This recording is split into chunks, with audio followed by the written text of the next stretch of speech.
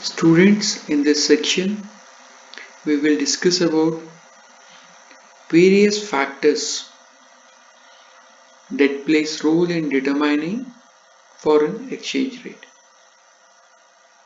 The first factor which we have, that is balance of payments. So balance of payment is an account statement which contains the detail of all the inflow and outflow of foreign exchange. So balance of payment will have either negative balance or positive balance. Positive balance means when the inflow of foreign exchange is more than outflow of foreign exchange. Vice versa, if the balance of payment balance is negative, it indicates that outflow is more than inflow. When we are saying that outflow is more than inflow or inflow is more than outflow, so it's clearly indicating what kind of industrial activity we have done in a particular year. If inflow is more than outflow, so there can be certain reasons for inflow. The first primary reason can be the manufacturers are doing more and more export. So as a result, there is an inflow of foreign exchange. And the reason can be foreign companies are coming and they're investing a foreign exchange in the domestic market. So it will result in the inflow of the foreign exchange. One more reason can be lots of remittance is being done by the NRIs in the non-residents in the to their home country. So either of the ways there through which we can get inflow and outflow of foreign exchange. In the same manner, outflow can be if we are doing more and more import. So more and more import means we have to make payment in foreign exchange. So there will be outflow of foreign exchange. Indian companies or companies are establishing their operations in foreign countries. For that, they are investing the home currency in the foreign country. For that, there will be outflow of foreign reserve. Although lots of remittances done from the home country to host country. So balance of payment decides exchange rate. If the balance of payment is positive, it means that the economic activity done by the country is good. They are doing good and good export, more and more export. They are having a good economic environment. That's why investment is coming to their country. And remittance means there are lots of nationals which are operating in other countries. That means in the business scenario, in the business community, there are many peoples who belongs to the particular country. So if there is a positive balance of payment, it means that the currency of that particular country will be stronger against foreign currency since it has a positive balance of payment. On the other side, if the balance of payment is negative, so negative balance of payment indicates that the economic activity is not good, economic conditions are not good, and lots of outflow is happening from the particular country. So in the given case, the exchange rate of home country will be weaker against a foreign country's currency.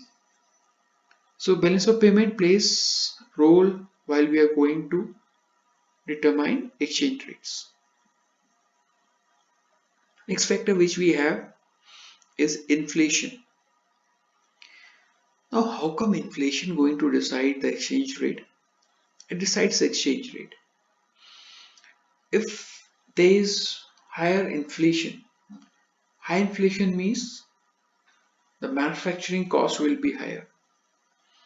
In case of higher manufacturing cost, export will be lesser. High manufacturing cost means the manufacturer cannot stand in the international competition. If they are having a high manufacturing cost, so how can they be competitive in international market? So inflation means high manufacturing cost. High manufacturing cost means lesser export and more import because the cost of manufacturing is more in home country. So in that case, lots of goods will be imported from the other country which are manufactured at very low cost. So inflation will result, if there is a high inflation, it will result in more and more import and less of export. That means there will be more and more supply of home currency. If supply is more of home currency in international market, so home currency will get weaker against foreign currency. Vice versa. If there is a less inflation, that means the manufacturing cost is less.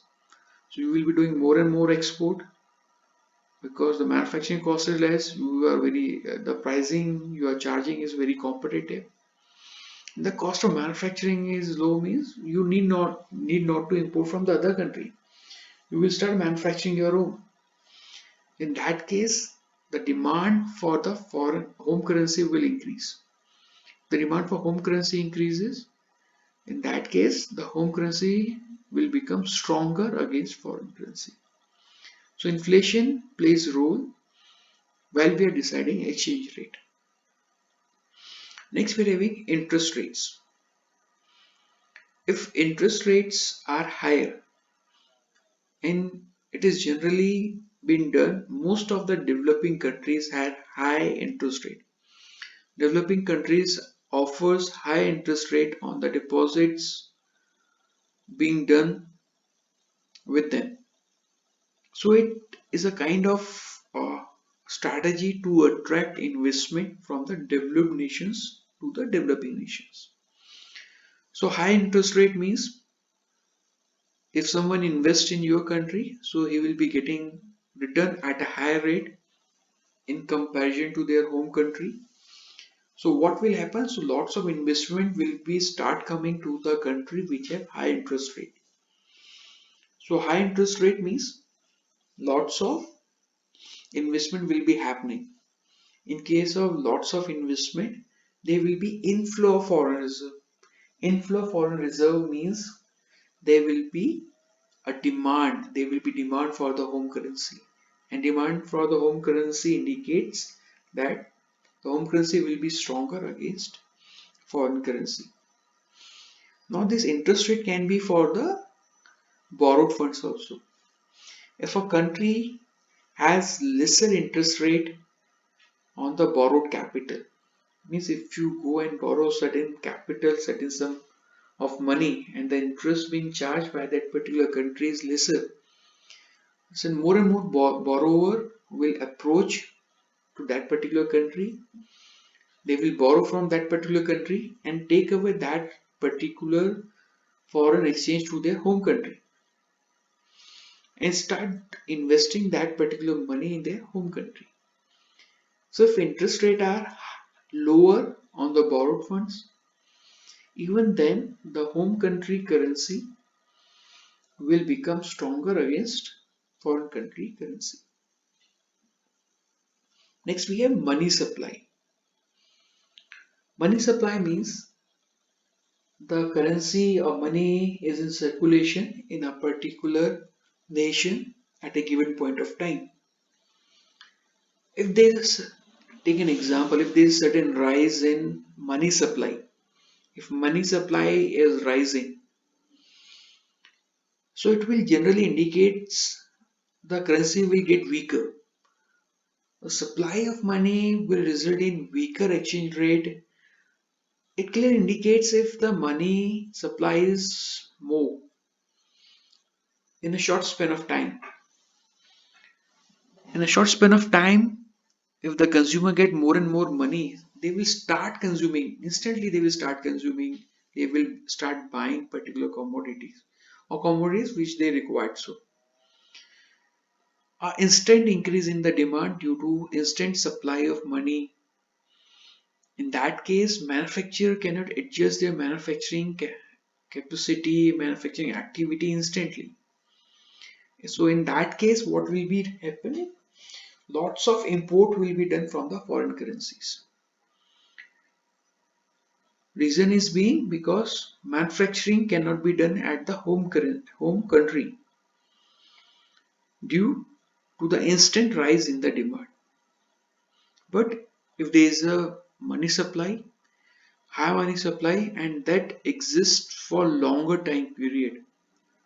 So if money supply exists for longer time period, in that case, manufacturers, local manufacturers, domestic manufacturers can adjust their manufacturing activity and they can supply goods as per the demand of the consumers. So in that case, the home currency will get stronger against foreign currency because we will be doing more and more manufacturing rather than importing goods from the other country. So money supply somehow regulates and determines the exchange rate. National income. If the country's national income is more, so more national income indicates that there is lots of manufacturing activities being done. So national income is gross domestic product. Somehow we convert GDP into NNP, and that becomes a national income. So GDP is something that is manufacturing activity, the market value of the manufacturing, a good produced in a given time span within the boundaries of the country.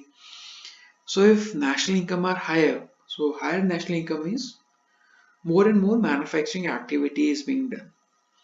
More and more manufacturing activity means if we are satisfying our domestic demand, excess manufacturing of the product will be exported. So it clearly indicates that more and more export will be done if there is a rise in the national income. And more export means more and more inflow of foreign currency. Inflow of foreign currency means the home currency will get stronger against foreign currency, vice versa.